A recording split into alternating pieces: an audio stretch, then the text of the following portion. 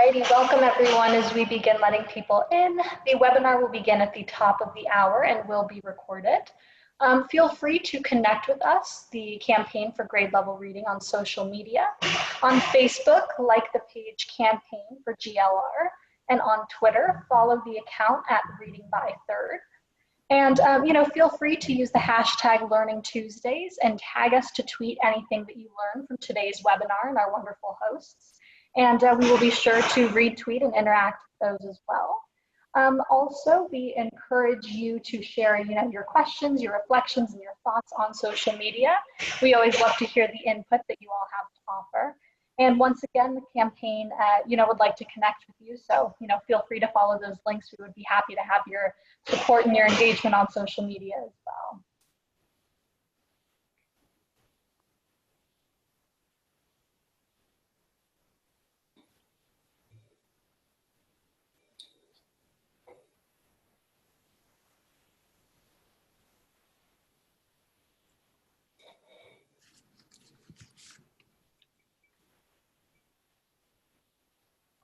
Alrighty, and once again, for those who are joining, the webinar will begin in just a few seconds. And like we said, feel free to follow us on social media at Reading by Third on Twitter and the Campaign for Grade Level Reading on Facebook. Okay, so once again, welcome to today's webinar. My name is Sierra Sanchez, and I will be behind the scenes helping to produce this webinar. And I just wanted to share a few quick housekeeping details before we get started. So feel free to introduce yourself in the chat box. Tell us a little bit about yourself, on the screen to share your name, your city or your state, and your organization. And be sure when you're doing that just to select all panelists and attendees so that everyone in this lovely chat can see who you are. Currently, all attendees are in listen-only mode, but we do encourage your engagement by posting questions in the Q&A box, and we will dedicate about the last 20 to 30 minutes to respond to the questions that you posted during the discussion. This webinar is being recorded, and a link to the recording will be emailed on Friday to everyone who is registered, so you can feel free to re-listen. And we will be posting, a brief on-screen evaluation during Q&A, and we highly encourage you to respond. This helps us just with our commitment to continuous improvement within the campaign. And lastly, before we begin, I just wanted to call your attention to our upcoming GLR Learning Tuesdays webinars. They are always from 3 to 4 p.m. Eastern time, unless, there are some other ones added in there. On August 25th, our learning conversation will highlight parent mobilization efforts and the impact that they are having to ensure that local decisions are made with parents. We posted a link in the chat box for more information and registration for this. And on Tuesday, September 1st, we also have another webinar for state models toward closing the digital divide. And as well, we will be posting a link to that. Okay, well now,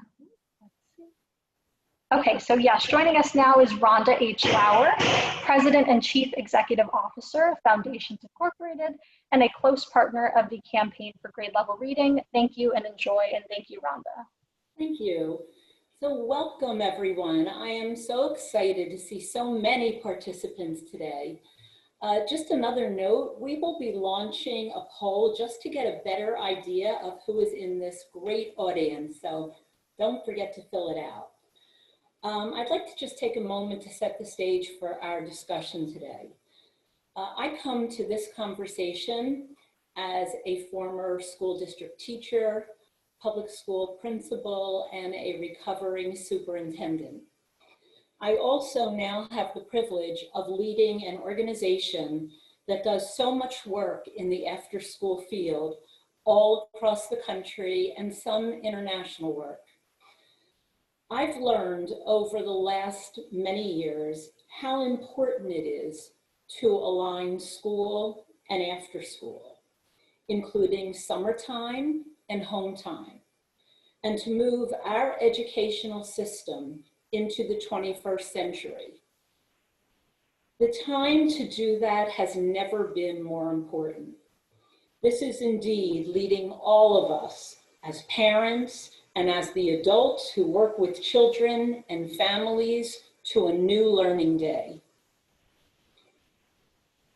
We know that closing schools, closing early childhood programs, childcare centers, and some after-school programs has saved lives.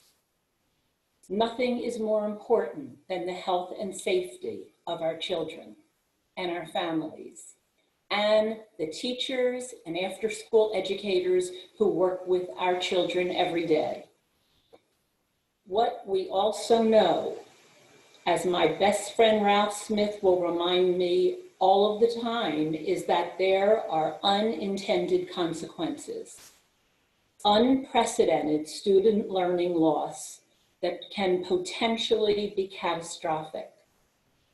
And as COVID itself, the harshest effects will fall more heavily on children and families living in poverty. No internet connectivity. Yes, in many places we were able to get Chromebooks into the hands of children, but if they don't have internet connectivity, what good is it? Language and literacy barriers, housing and food insecurity. Yes, our most vulnerable children, those who are already at risk. Our discussion will focus today on solutions and actions that are possible as we collectively make teaching and learning exciting for all children, all day and every day. I want to begin by introducing the moderator for today's discussion. This is Dr. Terry Peterson, and Dr. Peterson is the only person I know of in America who served 8 years as the Chief Education Deputy for a governor and also for the United States Secretary of Education. He serves as an education consultant to the C.S. Mott Foundation, and he is so well known as the King of Afterschool, a title bestowed upon him by former Secretary of Education Riley. Terry is and was actually one of the first recipients of the Foundation's coveted Champion of Children Award. His compendium, which is entitled Expanding Minds and Opportunities, Leveraging the Power of After-School and Summer Learning, has been reprinted 4 times and has thousands of downloads. But what you might not read about Terry is that he certainly knows how to pick a partner. He has the most lovely and brilliant wife. And if you want to know anything about arts and education, which of course will be a topic for another webinar, try to get an introduction to her. She's phenomenal. So with that, I would like to introduce our moderator, Dr. Terry Peterson. Terry, take it away. Thank you, Rhonda. That was way too kind. Let me add my welcome to each of you. With so many challenging situations facing school reopenings or not, and in delivering meaningful virtual learning or not, many locations might not think of after-school programs and staff as critical resources. But throughout the webinar, you will learn how after-school leaders and staff are creatively and safely filling many voids and planning for the future. They literally are putting on their creative glasses. I'll get more back to these glasses in a minute. Before going to our wonderful panelists, let me begin by providing a big picture overview of how retooling after-school opportunities and partnerships can help students and families with important learning supports during and after COVID. If I could have the first slide. Okay, and now to the second slide. Whoop, one back, please. I think there we go. Whoop. Now the next one, sorry. As I think everybody knows, COVID-19 is creating tremendous disruptions, as Rhonda mentioned, and each of you know. Reading, social emotional skills, childcare, arts, STEM are all being adversely impacted. So what can after-school opportunities do in person or virtually and safely to address these concerns? Next slide. While we need to be knowledgeable about those concerns, here's another fact that I hate to even remind myself is happening, is that for many years we've had studies that indicate that unsupervised after-school time is sometimes called prime time for youth crime. Think about it. If schools go to split schedules in the fall or have a whole day off or the whole week off by going virtually, we've increased this prime time by from 3 hours to 6 or even 9, and that's a serious problem. Next slide. So after school opportunities, if well done, can actually transform this time, this risk time, to help students succeed. There's a growing body of research that shows that students and quality after school opportunities actually improve reading and math grades, work habits, strengthen self-control and confidence, engage in less risky behaviors. And if they're not in in-person programs, we need to find ways to offer virtual opportunities that might share experiences and supports that young people and families need when they're not in school or in after school in person. Next slide. Let me share with you two major studies, not to just give you words, but actually show you how after school programs can actually make a difference. This is actually the results from a study of studies. It's called a meta-analysis by Durlak and Weisberg. And what they found in these programs, that students improved in 5 categories, briefly called ABC. And what's impressive to me, having worked in education all my life, is the gains range from a 6th percentile gain to 12. That's quite remarkable. Doesn't happen everywhere, but quality programs make a difference. Next slide. Dr. Deborah Vandell is one of the leading researchers in the world on early childhood education and after school program. She looks at what happens to young people many years after they've been in a program. This is one typical finding. For young people who've highly participated over several years in elementary school, low-income students actually almost achieve as high as higher income students. That's quite remarkable. Not in every case, but it shows there's tremendous promise. Next slide. So what are some of the key ingredients for quality before and after school programs? And these apply to in-school programs, but if you think about it, putting on those creative glasses, you can think of ways to include these ingredients in virtual programs, and after-school staff and programs can be a great ally in that regard. Stay connected to students and families. Lots of ways to do that. Old-fashioned phone is a good way to do that. Drop-by visits. Providing extra learning supports, especially in reading. I'll get to an example in a minute. Offer adult supervision options for school-age children. So many parents still have to work. If you can't offer an after-school program like you might have, help them find a program, a safe program nearby. Include enriched learning using community partners, such as in the arts or robotics club. And provide meal options, even if schools are closed. And even if the after-school program is closed. There's very clever and creative examples all around the country where these meal packages are partnered with learning packets, social, emotional, and wellness support. Next slide. This is where my creative glasses came from. This is from a group called Engaging Creative Minds. They provide create kits once a week at meal sites or school sites. And in those create kits are terrific activities that a parent or older sibling can engage with a child. This one, for example, is for a 1st and 2nd grader. All these supplies are included. So, instructions, very simply written. A parent or older sibling is asked to read mouse paint with the first or second grader. Using Play-Doh, also supplied, the child mixes colors like mice in the book, and they talk about it. Third, the older sibling or parent helps the child read along with mouse paint.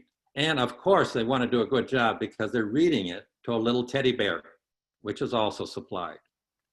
At the very end of these activities, the child with the caregiver or older sibling are asked to write a very short note to engaging creative minds with the stationery and postage supplied, telling them something about their mouse paint experience.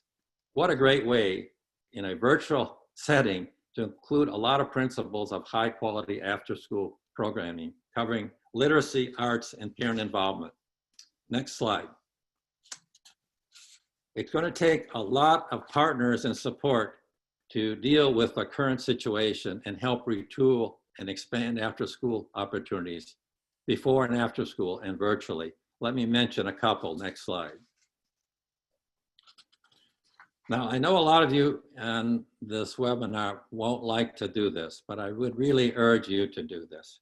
You need your educators, after-school educators, in-school educators, community people. You need to educate your school folks, mayors, and state leaders about the need to foster greater school community collaboration in these arenas, such as access to technology, access to more safe space so we can have distancing and meal pickups, coordination with split schedules. So if parents have to work and their children are out of school half a day, all day, every day, where can they go safely? And finally, often after-school staff have expertise in engaging parents, mentors, and health providers. We need to do that virtually as well as in person. Next slide. Next slide. Excuse me, 1 second. Another thing I know a lot of you don't like to do, but you know so much, and if you don't share your concerns, people in positions of influence won't do anything. I mean, they'll do something, but it won't be informed with your ideas. So educate leaders about the potential use of current and new federal stimulus monies.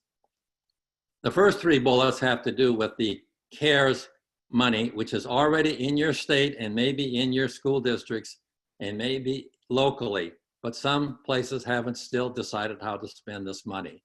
Or encourage, for example, the K through 12 CARES money to be devoted in part to after-school programs, or the CARES higher education monies to help provide work study or interns for after-school programs, and allocate more of the state's CARES childcare money to school-age after-school programs. Finally, there's very likely when Congress comes back in session, there's going to be another federal funding fight. Hopefully it'll end up with monies flowing to state and local governments. Encourage some of those monies to be used for after-school opportunities. Next slide. I have the great opportunity now to share with you my co-presenters. I'm going to briefly mention their name and their title. In the chat box, there's a much fuller explanation of each of them, and they're all terrific. I've known all of them for a long time. Charles English is President and Chief Executive Officer of Boys and Girls Clubs of Greater Dallas. Jody Grant is the Executive Director of the After School Alliance. Angelina Gardner, I think we need the next one up, is a Program Officer for Education Programs at the Charles Stewart Mott Foundation. And Jen Connor is Director for the Center for After School and Expanded Learning at Foundations, Inc. Let's go ahead and move on to our first presenter, Charles. I'm going to ask you a question that you are uniquely qualified to deal with, and that is, you've been a business and community leader before you became head of Boys and Girls Clubs across Dallas. So what are your plans to support students after school and with reopening of this school year? And how have you had to rework and retool what you normally do to fit these unusual circumstances, working with the school district and with the business community? Charles. All right, thank you so very much. That's a loaded question, but I also want to start with some acknowledgement here. Terry and I, we've known each other for a long time, and I see him at the National Conference of the Boys and Girls Club of America, and he can dance, I can tell you that, okay? So that's a good lead into leading into an uncertain future. That word, uncertainty, it just reminds me, I'm gonna go a little bit old school, and some of you can maybe relate to the 70s when there was a lot of conversation around the war and poverty and corruptions and all that sort of thing. But of all the songs that came to mind was the song from The Temptation that said, "This world is in a ball of confusion." And in the lyrics of the words, they stated segregation, integration, demonstration, aggravation, humiliation, evolution, revolution, gun control, and ends with "the beat goes on." For 50 years, the beat is going on, and we see elements of this song this very day, 50 years later. So I am so pleased to be part of an organization who's going to be part of the answer to closing this gap on learning loss, particularly as it relates to the COVID-19. Now let's get started with a little bit of how we were able to prepare ourselves for such a pandemic moment, an uncertain moment, a catastrophic moment. We had to learn how to navigate our way. Next slide. Through a very strong mission statement that has stayed true for 55 years, we started with targeting an audience called young people. And then we emphasized it by saying, especially those young people who need us the most. And we came up with 3 objectives. We said we want to produce children to their full potential to become productive, caring, and responsible citizens. That is the core of everything we do in terms of program and activities. Next slide. So over the past few months, we have grown, expanded. March, before the shutdown, we had grown to 23 club locations throughout Dallas County. We added another community called Navarro County in a little southern city called Corsicana. So we've grown, we've expanded, and we were positioned uniquely to be able to take on this expansion. But prior to this COVID-19 experience we're all facing, we knew that we were going to prepare ourselves for a time when we would be faced with the potential of shutting down. And so about roughly 13 years ago, we established a very strategic plan to be able to prepare ourselves for any unexpected downturn. And we ended up, was able to look at how to approach this pandemic with a number of immediate things that we needed to do. We knew our kids would want to have a place to eat. Well, we were serving them in the club. Now we had food, bag lunches, grab and go. We also knew that there were siblings in the home and family members who needed food. So we were able to develop a way to distribute foods into the household. And then we transitioned all of our on-site programming to virtual learning. And then we had the other big opportunity to create communication, ongoing communication to our parents to ensure them that we were not going to go away. And we knew that we were going to be able to weather the storm by, next slide, by creating what I call financial resilience. So over the last 13 years, we put together a very comprehensive strategic plan And this plan was extracted from one of our corporate partners' national plan. And it's called OGSIM, where we developed our objectives, goals, strategies, and we initiated action items. We measured them against the plan. And as a result of that, we were able to navigate our way through our cash flow to be able to put aside up to 6 months of operating reserve. That allowed us to cover the first month of salaries for part-time staff, because we had put so much money in training and developing them. We did not expect this to happen, but we wanted to retain them. Then after that 1 month of salaries that were paid out of our reserve, we were fortunate to apply for and receive $870,000 under the Paycheck Protection Plan through the SBA. And then having done that, we sat down and looked at how we were going to deploy the strategy to reopen our club. Next. So going forward, we wanted to make sure that we had sufficient funds to deliver a blended learning. We knew that we were going to have a dramatic increase in our cost because of the PPE, the personal protection equipment that we needed to invest in. We knew that we had to also maintain the funding for our salaries for our staff through the summer months.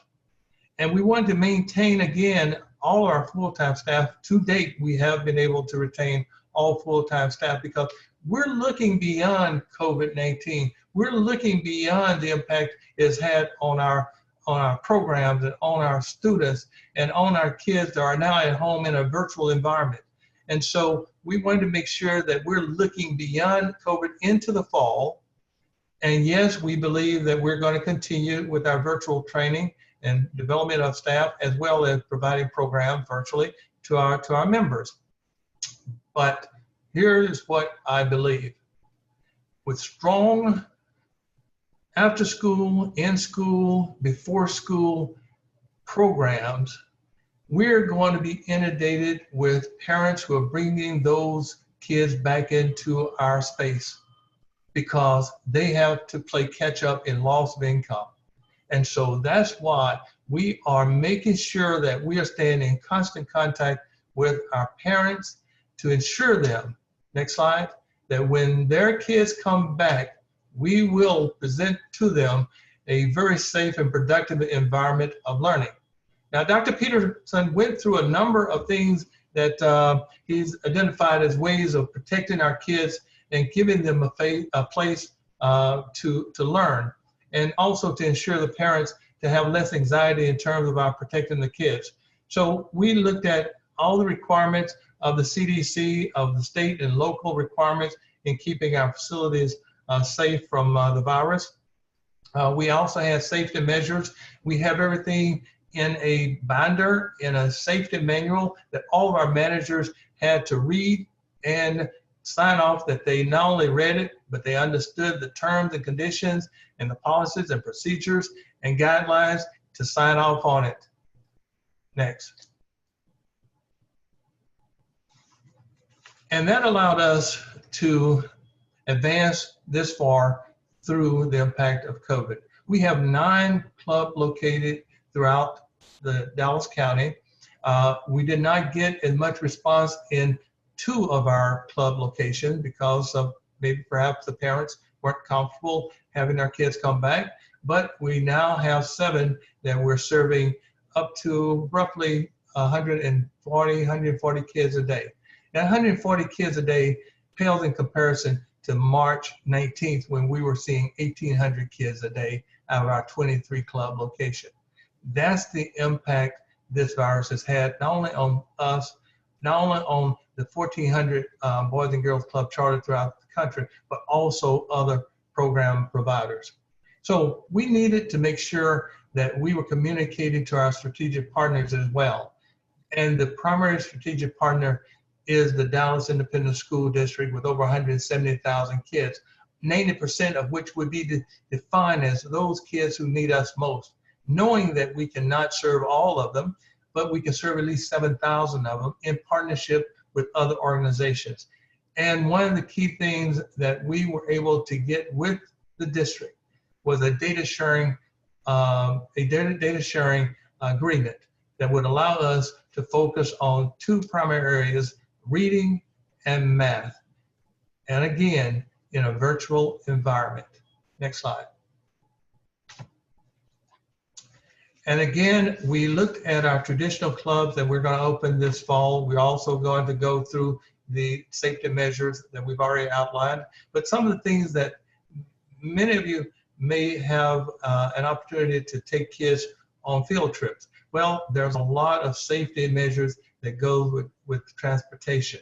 You cannot load as many kids into your buses. We just purchased 2 65-passenger buses, but guess what? To maintain distancing with our kids, we will not be able to fill up the bus. We will have to distance them in terms of seating arrangement. There will be kids who will need to be picked up after school, come into the club. That means that we're going to be making more than just one route. We'll have a return route to the school just to be able to maintain that distancing. Next slide. The other areas that all of our managers have gone through is young professional quality assurance, and in that is social emotional learning. I have no idea how these kids are going to increase their pace of learning, having lost almost 6 months now, but to be in an environment where they're coming from, the stress level for not only the parents or caregivers, but also for the kids is going to be enormous. So we're going to have to address those issues when it comes to social and emotional learning. And we've sent all of our managers through a YPQA, Young Professional Quality Assurance courses, so they can identify stressors within our members, as well as with our parents. The other point I want to make on this slide is that we are in constant communication with the parents. We want to know how they're feeling and to be able to look at where their challenges are, whether it's food, transportation, or whether it's providing them the technology they need to give access to their kids. Because in many of our zip code areas, next slide,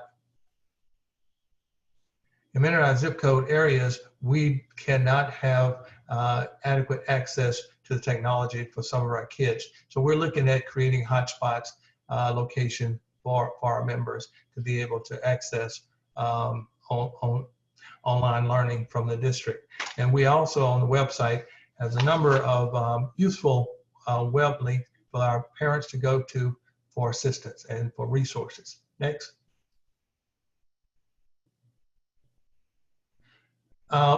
We don't know exactly how our kids are doing or feeling. We don't know their emotional level of stress, but we do keep in contact with them and we ask them, one, what are they feeling? What are their challenges? And we're going to continue to modify, address, and become very, very nimble when it comes to addressing those needs as we identify them. And that's from elementary, middle, and high school. Next slide.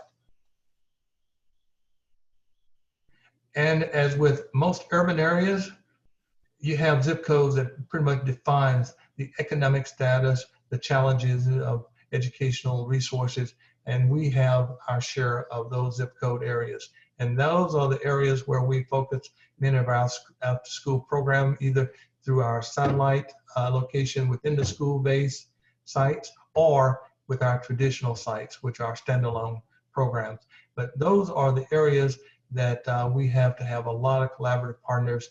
We collaborate with Junior League of Dallas. We collaborate with Dallas After School Network. You'll hear from Jody later. We are collaborating primarily with a number of professional organizations that will help us in the mentoring area of helping us to stay in contact with the kids in these targeted communities. Next. I'm not going to go into a lot of detail, but we have Dr. Krista Smart, who has 10 years of early childhood education experience, and she's developed a methodology by which we will establish a tracking mechanism to measure and to evaluate and to make tweaks along the way in terms of all the coursework we're offering, the virtual programs that we're developing and making sure that our staff is trained and developed in delivering those programs. Next slide. And again, this is for your information purpose only in terms of the methodology of creating that holistic environment for our kids. Holistic meaning mind, body, soul. We have to address all three areas. Next. And then we come to our national call to action. Essentially what we're saying is we're going to do whatever it takes to meet our mission of enabling all our young people to reach their full potential, becoming productive, caring, responsible citizens. And the proof is in the pudding. In the last 7-8 years, when we focus on our core areas of academic success and building our relationship with the school district and the charter school and getting data sharing agreements in place, we tracked our academic success through 69% of our kids on A and B honor roll, 98% promoting to the next level, 94% who are participating in our club at least twice a week would pass all of their core courses. And lastly, on this statistic, 100% of our high school students who participated in the last 3-4 years of our college prep program finished high school with a plan. Next slide. And our college prep program includes a comprehensive areas of SAT preparation, essay writing. We have a number of groups that work with our high school kids, the young professional in finance, a group of kids that come from the financial community. We have a number of kids who are interested in commercial real estate. So the Urban Land Institute junior leaders, they work with our kids in developing concepts around building structures. And that has been a very, very successful program. And then Bank of America came along during the last 2 summers and offered summer internship for our teenagers. One thing we learned about our teenagers, if you're gonna offer them something, you better have something in the way of a carrot at the end, because they're not gonna give up their time for you unless it's relevant and it is something in for them and there's a carrot at the end of whatever the program they're gonna participate in. Next. And again, other testimonials that you have there for your own reading purposes. But here's the final finale of my presentation. Next. And that is the end game. How are we going to create the end game where we know that our kids are productive, caring, and responsible citizens? And we're going to need a lot of partners to be able to make that happen. We're going to have a will to want to make that happen. I came out of banking, investment banking for 40 years to take on this insolvent, broke, bankrupt organization 14 years ago. Now we're sitting on $43 million endowment. We don't have to compete with funding our program for our kids. 100% goes to supporting our kids. We have no excuse for having the will to want to make sure that we close this gap. And this gap is huge, larger now than I've ever experienced. And with that, thank you for your time. Thank you, Charles. That was just terrific. You do such wonderful work, and what an great explanation of what you're doing. Next, I'd like to reintroduce Jody Grant, who's Executive Director of the Afterschool Alliance. And she's been in close contact with educators and after-school providers in hundreds of communities across the country. And based on those extensive experiences and knowledge, I'd like her to share what is the status of after-school today in this pandemic, and what can educators and after-school professionals do together to co-create better support for children and families in these challenging times. Jody. Well, thank you so much, Terry, and good afternoon, everyone. You set up my presentation perfectly, and I just wanted to also thank Charles, because we have the will. And the reality is that, as he just said, none of us can do this alone. So we need to be thinking big, we need to be thinking bold, we need to be thinking creatively, something that our field does very, very well. It plays to our strengths. And one of the things, I want to flag for you is that we've actually created a blueprint to show how out-of-school time providers, after-school providers, community-based organizations can work with schools, no matter what system they go to, whether it's all virtual, hybrid schedule, or in person, to really supplement what's going on in the school day. And as most of our schools are going to be virtual, a handful hybrid, and even smaller number in person, this is more essential than ever. And I think that, when we talk about this gap that keeps growing, this is one of the ways we can bridge that. So next slide, please. From the moment that the pandemic hit and schools started shutting down, after school programs rose up to the occasion. A lot of times I hear people come to us and say, well, why do we need after school if there's no school? And the truth is, after school kicks in when school is not in session. And for most kids now, that's all the time. So what we have seen is just the opposite. Instead of programs shutting down, we are seeing programs rising to the occasion, distributing meals, becoming grab and goes, distributing lesson plans, hosting virtual lessons, in some cases providing essential childcare, really reaching out, as Terry said earlier, to kids, whether it's by telephone, by Zoom, or even in some cases like in person at the porch, to make sure our kids are okay. Next slide. And these are just a handful of some of the programs that are out there and what they're doing, some slide chats. This is one that is operating both virtually and in person, depending on what the kids need, and some of the socially distant activities that are possible with our kids during this pandemic. Next slide. So one of the things that I think is really important, sitting where we are right now, is recognizing that after school and out of school time is absolutely essential to our economic recovery. We hear a lot of talk about, falling behind academically. Obviously, we're worried about that. We hear a lot of talk about the need for childcare, but the reality is the Washington Post had a poll yesterday came out. More than half of parents do not know how they will function if their kids are in all virtual school this fall. And for those of you that are not familiar with this, virtual school means like 2 or 3 hours of virtual school for most kids. This is not a full comprehensive day. So if we want our economy to get back on track, kids need to be somewhere where they feel safe.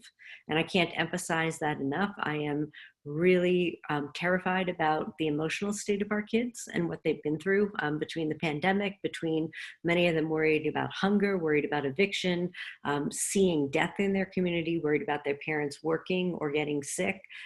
If you turn on the television, you see people being tear gassed in the streets. You literally see murders on TV. It is a horrible time to be a kid. And one of the things that our community can do is make kids know that they're seen, they're heard, that they matter, and hopefully create an environment where they feel safe. We need to, be there for schools in whatever segment they are. So if it's a staggered schedule, the kids that aren't in school are going to need a place to go. It might be home, but for many of them, home's not really a possibility or a place where they can learn. If it's all virtual, we need to be thinking about how we can create hubs of learning where kids can learn, or in some places just supplement that virtual day. So at least it's going all day long with a host of activities for kids. Really, in light of all of this, I think one of the things that we're very focused on too is the need to follow the best public health guidelines, because we know that I just got off a phone call with the American Camp Association. We know that after school providers that have been doing essential care, and that many of the camps, if they strictly follow the NPIs, which is the non-pharmaceutical interventions, they have a great safety record. But if you fall back on any of those, not so good. So really making sure that we, if we are going to operate in person, where we can operate in person, that we do it in a way that is as safe as possible for every single one of our kids and every single one of our staffers. Next slide. So one of the things we've been doing at the After School Alliance is trying to get a handle on what is happening in the field.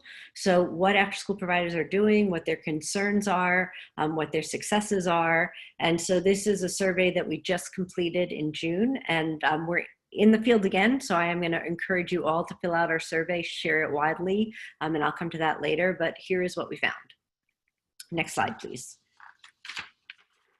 So what we found is that across the board, 70% of after-school programs are providing supports to students in some capacity. As I said, that doesn't surprise me. That's our field. You guys are tremendous in what you do. In many ways, it's connecting with youth. It's bringing meals, it's bringing lesson plans, it's virtual learning, some cases in-person learning. And one of the things that's been really extraordinary is when you look at the gap, the programs that are getting public support are operating at a higher level.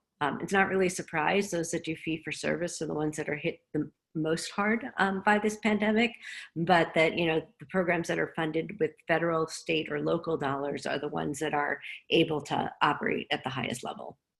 Next slide. When you talk to staff at these programs, number one concern is kids and their families. They are struggling. Some of them are dropping off the map. We don't know where they're going. Really, you know, are the children okay? Because I think the answer for many of them is they're not. They're struggling, and they need support. And before we can even think about academic learning, we have to make sure that, you know, they can interact with other kids, that they can be social, they can have those caring adults. And I say that in my role as After School Alliance Executive Director. I say that as a parent, watching my kids who have socially isolated for 6 months and growing. Next slide. A lot of our programs are really worried they won't be able to provide programs this fall. It's for a variety of reasons. Many operate in schools which are closed. Some are fee for service. Some of it, we're dealing with all sorts of regulations and hurdles that we're trying to get rid of. So one of the big ones, which we just had a successful engagement on, was childcare dollars. So if your program is getting childcare dollars, HHS, Department of Health and Human Services, have said that you can be paid childcare dollars full-time, full day, even if kids are participating in a virtual classroom in a childcare program. So that was a huge win for us. And we're trying to do the same thing with federally funded after-school dollars. Next slide. As always, despite how grim it looks, people in the survey are optimistic about the future. And I will get more to this later, but I'm optimistic too. I think the more our kids are isolated, the more they're missing school, the more parents and the public are recognizing that the work that we do in out of school time is essential to supplement what happens in school. And they're looking towards us to really help provide that support now more than ever. Next slide. This is where you can find our survey and all of the results, and it's yours to use however you would like. Next slide. So I started talking a little bit about our blueprint and really how we can serve the kids who cannot be at home for a variety of reasons. And I think our field is well positioned to do this. We had over 50 national organizations sign on to our blueprint. They include everything from historic sites to museums, science centers, elementary and secondary school principals. There are Chamber of Commerce. There are a host of partners out there. I know somebody earlier mentioned like Rotary clubs, Kiwanis clubs, churches, synagogues, mosques. We need to be thinking about one more time, because the reality is out of school time is almost all the time now, especially for staggered schedules and virtual schedules. More space, because even where we're operating before, if we're going to follow the best public health guidelines, we're going to need small groups of kids, whether you call them hubs or pods, you know, maybe 6 to 10 kids with the same instructor all the time. And we want to try and bring these into communities, because transportation with COVID is also a challenge. We're going to need more staff. The good news is there's a lot of older youth, college students. There's a talk of expanding AmeriCorps, you know, young adults that are recently unemployed that do want to help. And so we could tap into them and use our experts to provide the professional development they're going to need. And we're going to need more money to do all this. So we're looking towards Congress. We're trying to push a a bill to provide over $6 billion in new dollars, one-time support to after-school programs to do all of this. And then it's going to need to be done at the most local of levels. Every local community, you know what resources you have, you know what places you have. So trying to use our blueprint to take all of these different federal and state funding sources together so that you can create these hubs for your kids in your community. And last but not least, although it's getting late on this, if you are not already working at your school district on whatever their plans are, anything you can do to get at that table is absolutely essential because that's going to help us really work with our schools to supplement both the non-academic and the academic skills for our kids. Next slide. Terry, did you want to ask a question or should I keep going? I was just going to ask you, Jody, so what is your advice of what people should do now to get more space and staffing and time challenges? What should they do? That's actually a great question. And I'm going to turn to the next slide to answer that, which is I think you need to bring together, so next slide, please. I think you need to bring together or talk to the leaders in your community. So if you're in a city, talk to the mayor, the city council, town, talk to your town supervisor, definitely talk to your school leaders, your local chamber of commerce. We need everybody thinking together for what we can do for kids and to be thinking outside the box. And I want to just give you some of the examples. We will continue to share all the best practices, and I'm urging all of you to share what you're doing with us so we can tell people that these things can be done. In Missouri, we had one school district where for summer school, they normally serve about 250 kids in their summer program. This year, they actually did a split schedule with the school. So half the day the kids were in after school, half the day the kids were in school. They were able to serve 750 kids and help them not fall behind. In Nebraska, some of our programs in Lincoln that were kicked out of school buildings started using churches, parks and rec, and other facilities to do in-person programming and use some of the spacing that we needed. In Alaska, in Anchorage, we had a great program that because of physical distancing couldn't serve as many kids as they normally do. But then just like the packet that Terry talked about earlier, they created weekly packets for the kids that were really easy to use. So you get this whole kit for the week with all of the activities that they were doing in the actual in-person camp. Excuse me, in San Francisco, and some of the cities are doing this. They're literally, it's a great opportunity for mayors to look at how they can create hubs. So what are the libraries, museums, empty office space? If colleges are empty, can we use colleges? If classrooms are empty, can we use classrooms, parks and rec facilities? Really thinking outside the box, theaters, museums as to places, public housing where we can house kids and create places where they can learn both virtually and in person. And then in Flint, Michigan, they have an amazing program too, where it's all virtual, but the school has worked with the after school program so that they have a comprehensive day. So from, 9 o'clock in the morning, every time they have breaks in the school virtual learning, the after school educators come in and they do the sorts of things that we do best, whether it's some physical activity, whether it's some supportive and tutoring, some of the mentoring, some of the just enrichment activities to really engage the kids and keep them occupied. Next slide. This is an example from Kansas. Just wanted to show, this is actually from the spring, but I think we're going to be doing this again this fall, just how after school programming was all day long. Because even in virtual programming in a school, you might have one group of kids that have class from 10 to 11 and another group of kids that have class from 11 to 12. So the after school programs had to jump and basically offer programming throughout the school day. Next slide. I just wanted to alert you all, there's so much I can't cover in this time, that we have COVID website up at the After School Alliance. It says everything from curriculum, virtual curriculum, to in-person socially distancing curriculum, best practices, survey results, state guidelines for every state that we have, really hopefully a one-stop shop for what you need to know about COVID.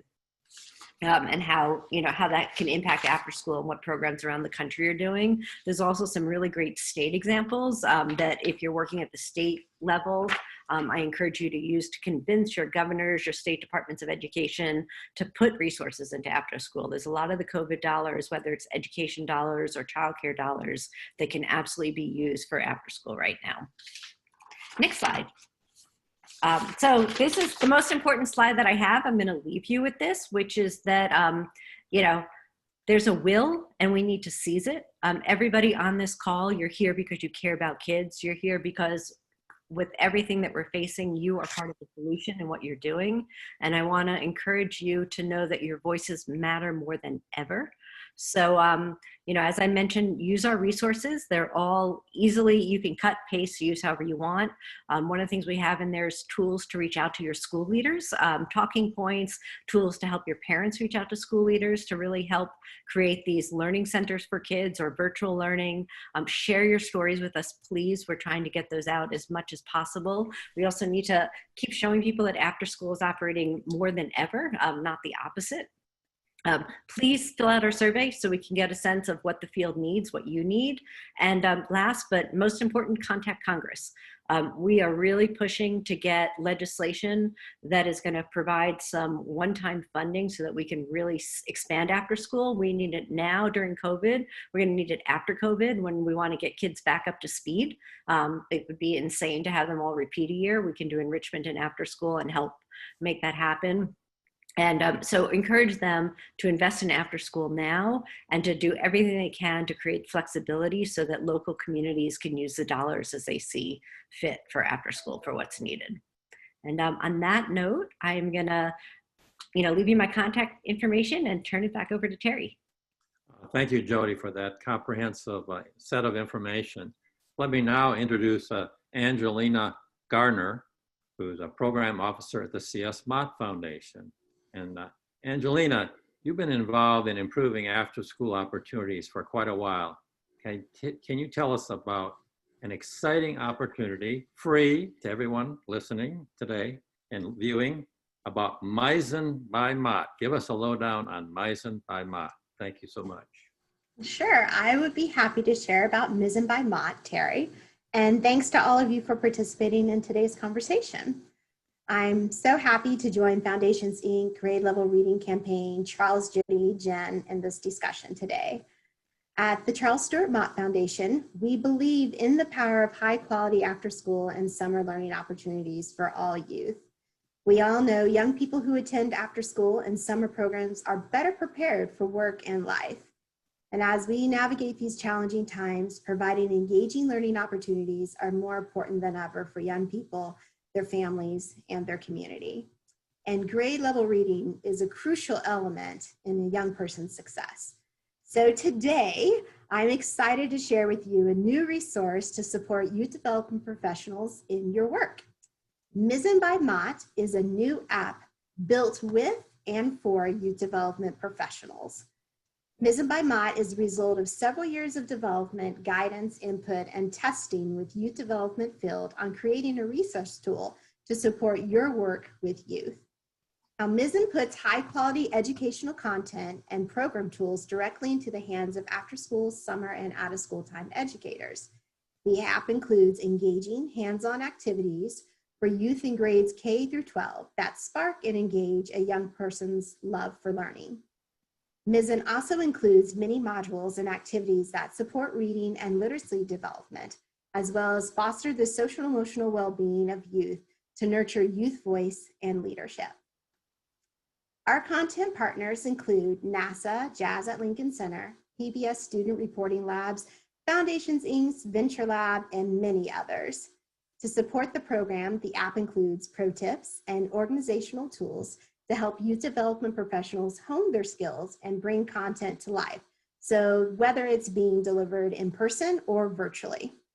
Also, Mizzen has features scheduling and messaging tools which support program planning, coordination, communication among staff, which we know is very important. So through the support from the Mott Foundation, and as Terry had mentioned, Mizzen is free to all programs.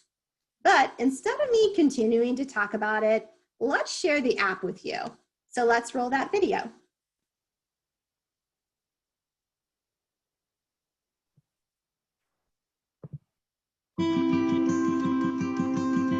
The life-changing work of educating young people has never been more important. Educators and those who support them know that after-school programs are key to inspiring and engaging young people today and as they look to the future. Mizzen by Mott can help. Mizzen provides age-appropriate content so you can easily find captivating, engaging activities in STEM, arts, and literacy, and so much more. To meet the needs of this moment, Mizzen also offers activities that can be done at home or in small group settings to support and nurture learning wherever children are. Mizzen also provides tools for scheduling, organizing, and communicating with your team. Another key feature is Pro Tips, which provides fresh ideas, news, and advice from industry experts. Mizzen is dedicated to those who want to inspire young people to love learning. And through support from the Mott Foundation, it's completely free. Download Mizzen today. Angelina, what a great resource. How can virtual and in-person programs access it, and how might they integrate it into their work? Yeah, so programs can download Mizzen by Mott from your favorite app store, and it is available for download on Apple or Android devices. You can also learn more about Mizzen and access the enrichment activities at mizzen.org. As far as integrating Mizzen into your program, we have created reading and literacy enrichment playlists in Mizzen just for you. These playlists feature a sample of activities that are broken down by grade levels. We also include for you to explore Mizzen and find out all the other exciting opportunities that are in there that you can integrate into your programs. So I hope that you guys enjoyed learning about Mizzen today. But I did want to say, last but not least, we just wanted to thank you for all that you do to provide young people with safe, enriching, and engaging opportunities. So enjoy, and we look forward to connecting with you through Mizzen. Thank you, Angelina. Mizzen by Mott, what a great resource, particularly for these times. People are just hungry for virtual materials. Parents are hungry. In school and after school programs are hungry. Next, I want to go to Jen Connor, Director of the Center for After School and Expanded Learning at Foundations, Inc. And she's worked a whole lot over the years in professional development and content improvement. Jen, what are some of the resources you can share with those on the call for planning programs for the fall? Thanks, Terry. All right, so for everyone on the call today, I hope you're excited to do a little bit of a wrap up of some things of ideas that you can consider and resources that you can use when you're looking to replicate or put in place any of the amazing ideas that you heard about today. So let's consider some things when it comes to virtual learning. All right, so when we're talking about the considerations, we want to think about master schedule, activity time, and resources. So here's exactly what that looks like. So when we're talking about our master schedule, you want to think about your home base. So let's say you have decided that you're going to be virtual, hybrid, or in person, or you've decided you just don't know because it's probably going to change in a month. In that case, you want to think about what's your home base? What's the piece that you can use that families, students, staff can always go to access all of your information? That might be something like Google Classroom. You might have an ongoing Padlet or Google Docs. But if you have something that's set up that can be used regardless of your context, it'll make it so much easier when you have to switch between different ways of supporting your students. Think about asynchronous versus synchronous learning. So because we are in this time where we need to be super flexible about how and what we're providing for families and students, we want to think about when do we really need to have students together, working on the same projects, working on the same ideas. When can students be doing those independent of one another? And when can they be doing it independently, but then coming back and working together as a group? So when you're thinking about a master schedule, right, this is a slightly different approach than previously, where we sit down, we'd look at our rooms, we'd map out what classes were going to happen in what area, what activities kids were going to have. This time you want to look at it this different way and say, okay, how can we create something that's consistent but flexible, so no matter what changes are thrown at us, our programs, our sites are really seen as the consistent, stable force. Our families and students always know where to go because we've got our home base. They know when they can participate together and see their peers and interact with other humans. They know when they can work on things independently, and they know that they will be able to get all of that information at any given time. That's the weekly schedule model. So when are you going to have individuals together? When can they be working on things separately, but still maybe connecting?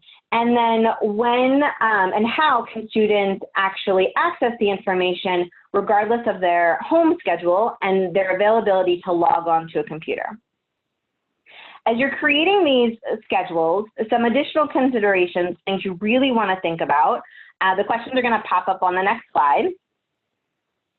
And so, one, how are you scheduling time to remain connected? Are there ways to do daily check-in and check-outs within your program? So we've seen individuals do great things where every time there's a live session, there's a check-in and a check-out. We've also seen opportunities for students to share through blogs,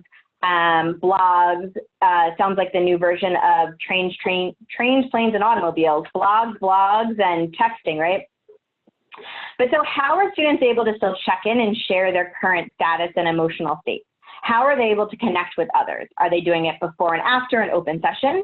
Are they doing something on a closed Instagram loop where someone's posting a prompt and they're responding, right? Are they doing this on their own? Are they doing this together? And then how are the staff being prompted and trained on continuing those connections they're already good at in person by doing phone, email, and mail, right? Do not discount the mail. We have a lot of technology. Everyone is really talking about how we can leverage this technology, but there is still something about getting a personalized letter in the mail. When I worked with middle school students, they would come in constantly complaining with a little smirk and smile on their face because I sent a postcard home about something they did well. And even though they were 13 and 14, it was still put up somewhere in a place of honor in their home. So you want to think about how you can replicate what you were already or previously doing, but doing so in a flexible way to maintain that connection and make sure that people are still invested and connected into the programming you're offering, as well as the peer support that they've already developed. All right, some additional considerations, some things you want to think about. So one of the biggest things we're seeing when groups are working together is not being cognizant or intentional about when do you want to have students log in and be together, and when do you just want to provide them enriching engagement opportunities. If you have something designed where an expert or someone is going to talk at students for 10 minutes while they sit there and listen, that is not an opportunity to ask family members and students to click the login button, right? You want to make sure that when students are together, it's an opportunity to talk, engage, share ideas, and that it's all that connecting time. When you're looking to use resources, think about when you can make those resources always available. So on your home base, do you have an ongoing library of resources and support? Do students know where they can click all the videos that you've shown or all the recordings of the classes that you've had? Are there accessible materials that you know that you can use from students' homes? So things like scrap pieces of paper or a pencil. Also, instead of doing short bursts of activities, consider how you could do one long activity over the course of a semester. So providing students with chunk directions that they could go in, read, review, click, practice, get feedback on, and slowly work on over the course of the year will not only make it more accessible for students, but it will also help and support them feel a consistent connection to the program because they won't be changing up every week what they're doing. Do a virtual museum, showcase that learning just like you would in person, but do it in a virtual closed link Facebook Live, Instagram Live, YouTube Live. They all have safe features that you can leverage if your organization's okay with it to showcase and share students. And then of course, don't forget, how often are you asking people to move when you're doing virtuals and webinars? Really, you want to be allowing students to move about every 10 minutes. All right, so some other considerations. So when you're doing all of this planning, you're thinking about your schedule, you're thinking about the activities you're going to have students engage with, make sure that you're planning with sensitivity in mind. So if you're doing live interactions, really take time to think about, does the camera really need to be on? Am I asking students to show us their home or their life that they're not comfortable or ready to share? So just consider when you're going to call a student out and when you're not for engagement or the camera being on, because they might be in a place where they're just really not comfortable sharing. Are you being very clear in your directions, and have I prepped the students well? So you're taking in a lot of considerations, and after school programs are often given a notice that we're going to switch up what we're doing, how we're doing it on any given time. Want to think about, what do students need to be prepped and prepared? So if I'm going to have a home base where my schedule is going to be, where students are always going to know where they can access their materials and the class list, I also need to think about what videos do I need to add, or what sessions do I need to hold in order to prepare students to actually access all that information and use it. As savvy as kids are in using technology, they're sometimes not savvy in the same way we are. So we ask them to do things that's new and novel. And remember, embrace the visuals. Text, text, text does not help us learn. It does not draw kids in. What you have on the screen should help students understand what you're trying to impart or information you're trying to impart, not asking them to read something while you're talking. So now let's jump into some of the best parts. We are going to skip the slide and jump right ahead into the resource roundup. So I'm going to give you a couple of options of places you can go to snag and grab better high quality content that'll all work either online or virtual. First up, if you're available on September 3rd, we highly recommend you register for our fall virtual conference that Foundations Inc. is hosting, along with Campaign for Grade Level Reading and the Cox campus. It will be a fun, exciting afternoon because we are all drained of virtual. We are getting tired of webinars, and just when we are tired, we are gonna hop back in there and do them with kids. So instead of going in feeling drained, join us for an afternoon, learn about some new strategies that you can use, have fun, unwind, relax, and at the same time, learn about this phenomenal resource on Cox campus. And the best part, all of it's free. If you are a practitioner, if you are a family member, if you're an organization, you do anything with kids and literacy, come on down. This is the spot for you on September 3rd. And I know they're posting the link to that in the chat box. All right, some more code.org, pretty famous at this point, but luckily for us, they have taken what they've normally done and transitioned it into project ideas for home learning. So ready to go kits for students to practice coding on their own. And next, we have virtual book clubs. Believe it or not, book clubs are back. These are great and exciting. Consider ways that you could have students read together, read to a pet, and then get together and share ideas, opinions, either in a joint session or on a Padlet, on a blog, on a text message stream. Marco Polo is another great free app where kids can post videos back and forth to each other, responding to prompts. And next up, we have Camp Wonderopolis. Camp Wonderopolis is this great free online summer learning destination. Gives you a lot of prompts that revolve around a general guiding question for the day. And then there are a series of activities that you can either do as a family or as a program. So on the next slide, we are going to go ahead and look at not just the summer aspect of Wonderopolis, but also just the ongoing what they have throughout the year. They do also have a new section designed for virtual and at-home learning, so make sure you check it out. It's a lot of fun, and they do cover a variety of topics. So regardless of where you are in the country, you will most likely find something that your students can connect with. All right, and our next resource, write a novel in a month. It sounds crazy, but definitely doable and a lot of fun. Every month or every year in November, there is this big push to write a novel in a month, but it actually works super well for virtual learning at any point in the year. So check out the resource, consider how you could use it to promote your students or your organization writing. All right, and next, when you're doing sessions, consider doing read alouds, but keep in mind that idea of necessary movement. So as you're doing readings, have students pause and do statues. So as they're reading, they would do statues of the action that's happening, how the person feels, how they feel about it. You want to keep it going. All right, and next one, in addition to those read alouds, check out all the fun audio recordings of books. So libraries are doing them, celebrities are doing them, Michelle Obama's doing them.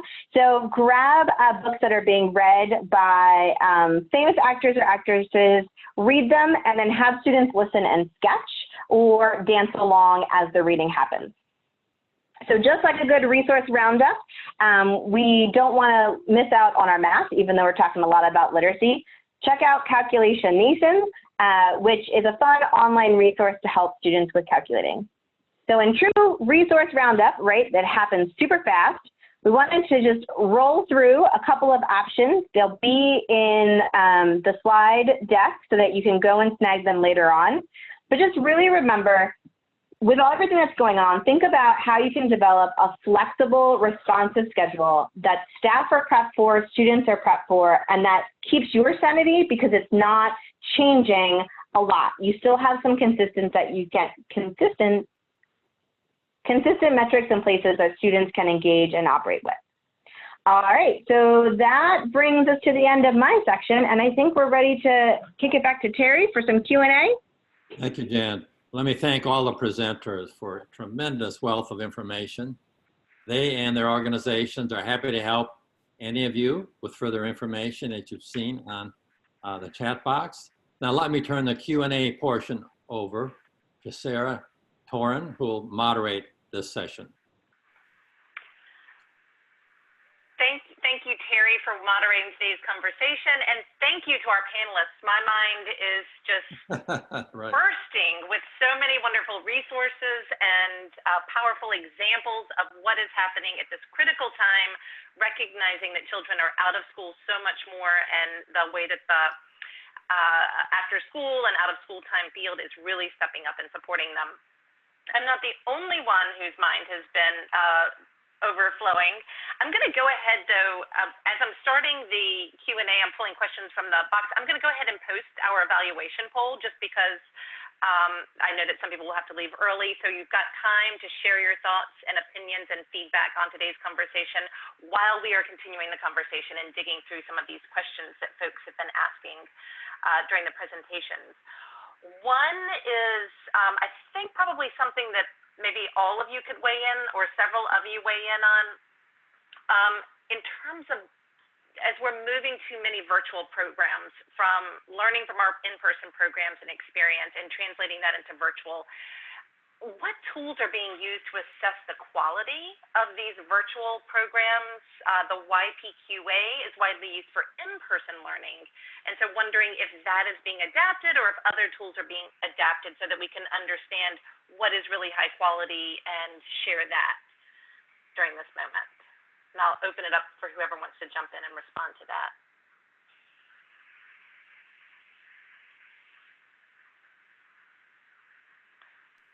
Or is this there? Yeah, I'll go ahead, share a little bit. But I know that a few of the after-school networks, state after-school networks that we're working with, have been working on additional tools on the way that they could evaluate on how you are doing virtual programming. So I know a few of them are testing out models around that. So hopefully we'll have something that would be able to be shared, you know, at a wider level, I will say. Wonderful. So I guess we are still in this moment of kind of trying to figure that out and answer that question. I'm going to stick with you for just one moment, Angelina. There was a lot of interest, of course, in Mizzen by Mott, and a couple of people were asking if it was something that families and caregivers, parents could use as well as after-school programs, and if so, would a child have to be enrolled in an after-school program for their parent to access this great content that you were talking about? Well, that is a great question. And through I will say, just the past couple of months, what we've also been working on is creating playlists that could be shared and implemented at home. So as a family member or a parent, if you are looking for activities, you can go to Mizzen by Mott. You can download the app, and there you can use the activities as well. And so, like I said, we have specified a few of the activities. So if you are in a home environment and really trying to think about how you're providing those supports, there are some enriching activities that are there for them as well. That's wonderful. Thank you. I wanted to share that actually one of our participants today has helped to answer that previous question about virtual or metrics for measuring the quality of virtual programming. Lorraine Thorenson said that the Weichert Center is working on a version of the YPQA to assess virtual programming. So thank you so much for that, Lorraine. We'll dig into that a little bit more and see if we can share more on that in the follow-up email. Charles, I'd like to turn to you for a second. A couple of folks were asking, wondering if the attendance and engagement in the wonderful youth programs that you were talking about, the kind of career readiness and mentoring programs, if the engagement is still as high now that we are in the midst of COVID as it was pre-COVID. And then after that, there's interest in understanding how to replicate the amazing financial success that you alluded to that took place over your 14 years with the Boys and Girls Clubs. If there's any lessons learned or advice you could share from that. A very, very good question on both. We did not see a significant slide in our high school students that were enrolled in the Collegiate Steps program. In fact, we would have an in-person graduation ceremony each year in May with about 110 graduating seniors from our high school program. Our high school program always usually have about 250, 300 high schoolers attending, starting in the fall, September, all the way through the late April of the following year. So this past May, we had over 100 who participated in the graduation ceremony that was done in a virtual graduation ceremony. What is really interesting about that is that our sponsors who had already committed to the in-person event, where we have over 500 people in attendance, including our graduates, they swung their sponsorship to the virtual graduation. And in fact, we netted somewhere in the neighborhood of about $190,000. We did not have a cost of the venue. We didn't have a cost of the food, the valet parking. So all of that net went to the budget for this coming fall semester. This fall semester, we're already in contact with our students. We're letting them know that we're going to be meeting initially virtually every other Monday of the month. And we'll have Junior League of Dallas volunteers that will continue to reach out and be helping them to navigate through the college prep process. We have 32 volunteers from Junior League of Dallas to do that. So the second part of the question is, how did we manage to raise our money and to navigate our way into a 6-month operating reserve? We looked at, over the last 6 years, we started looking at generating revenues internally. What does that mean? Well, DISD, we were in Dallas Independent School District, and we asked them to consider including in their line item budget to pay us a fee for going on campus to bring our program on campus. And after the first year, we did not get approval, But the following years, last 3 or 4 years, we have had tremendous success with the ISD paying us a fee for our after school program. Plus, with the $43 million endowment that we have, we set aside every year approximately $300,000 that will go into an operating reserve. And that is for twofold. One is for emergency things that we didn't anticipate, also for capital improvements and equipment. So that was primarily the way we were able to build up our operating reserve and was able to build a very strong financial base upon which we are now very, very pleased that we did. We made some decision early on. That's amazing. And it seemed like actually even in this transition to COVID, it enabled you to make more money on that graduation as well. And we really did. Exciting. Yeah. So Chandra Jones was asking, and this is a question that maybe all of you might have some insights on, are schools keeping youth in pods? And if so, how are they carrying that through to the after-school arena? So when schools are opening kind of maybe in a hybrid model where there are cohorts or pods coming in, are those pods carrying over into the out-of-school time? So maybe Charles and Jody, I know from your experience of working with programs, and maybe Jen might have some insights as well. Jody, do you want to start?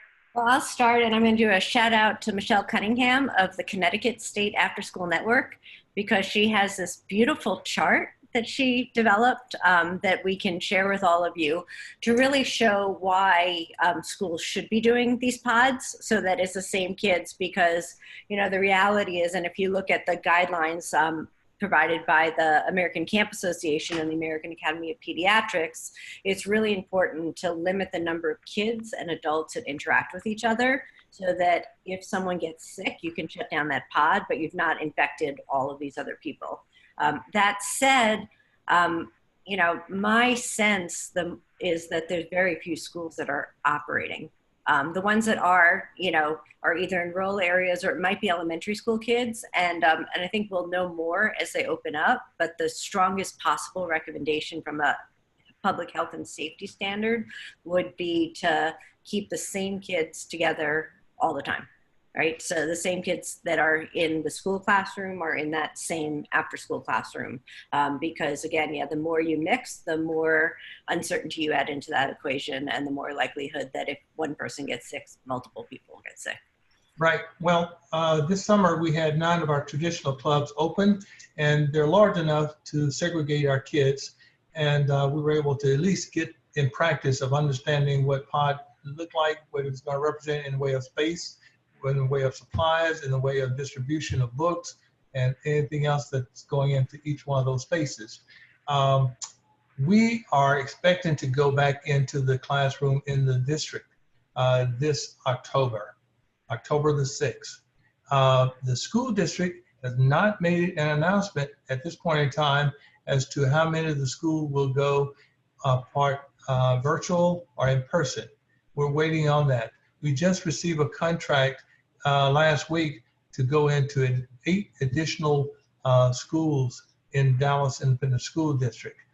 Once we're there, yes, we're going to have kids separated by age group. We have, of the total of 16 schools in the ISD, we'll have 2 middle school, 14 elementary school. Inside the elementary school, they will go into separate classroom based on age group, and they will not commingle. So if they're in the event of a case of virus breakout, then we can isolate that room and be able to at least minimize the amount of cross-contamination. We're doing it now in our traditional clubs. Would anyone else like to respond to that question?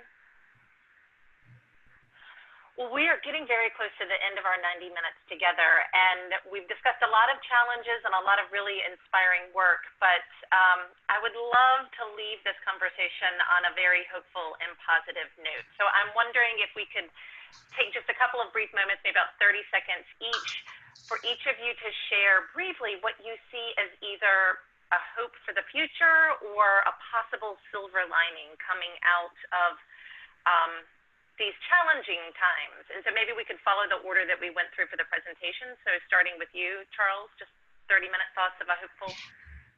Yes, well, I think I've always used the term, you got to have an incredible will to want to do the work that we're doing in this, doing school after school space. It's a long-term commitment, and we have to be there, and we have to be very vigilant. We have to be very, very mindful of balancing out our staff, our space, our funding, our infrastructure to enable all of our programs to be equally and effectively and efficiently modeled for impact.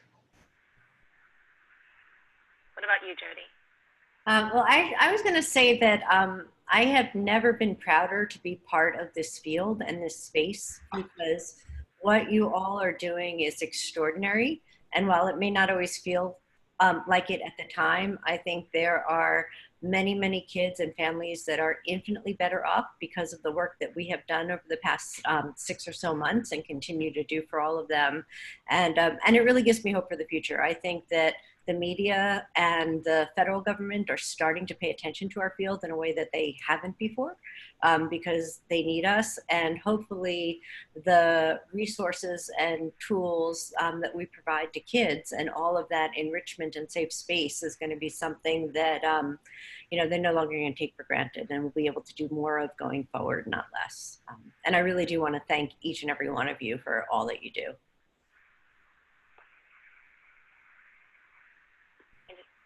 Yeah, well, you know, I see the out of school time field as just a mighty, innovative, resilient group of youth development professionals. And I think it's time that we take our purpose, precision, and passion that we provide to youth families and communities every day, and we take that expertise as thought partners to our communities and to our leaders, help them bridge the gaps that we know that are happening, and really bring the innovative solutions and strategies that we are so often doing on a day-to-day basis, and that we are really, you know, really great thought partners, and we can come into this space and provide great solutions. I think that work from home now has given everyone, and I mean everyone, an understanding of when you are with a child, you are working with a child or teaching a child for 30 minutes. There's actually about 3 to 4 hours worth of work that went into that 30 minutes. So I think this situation has given policymakers, lawmakers who are working at home with children a much better understanding and much more empathy with our field to know you know, when we do something, how much we really do behind the scenes to make it all as amazing as it is. And what about you, Terry? This is a quote that some of us have been working on a long time. Does this mean that after-school learning opportunities are the silver bullet for what ails our educational system in these stressful times? Of course not, but it is increasingly apparent that they may in fact be a silver lining, an important strategy, a piece of the education puzzle, and especially for COVID-19 survival and recovery. And then you, Rhonda, what do you have to share? Oh, you're up.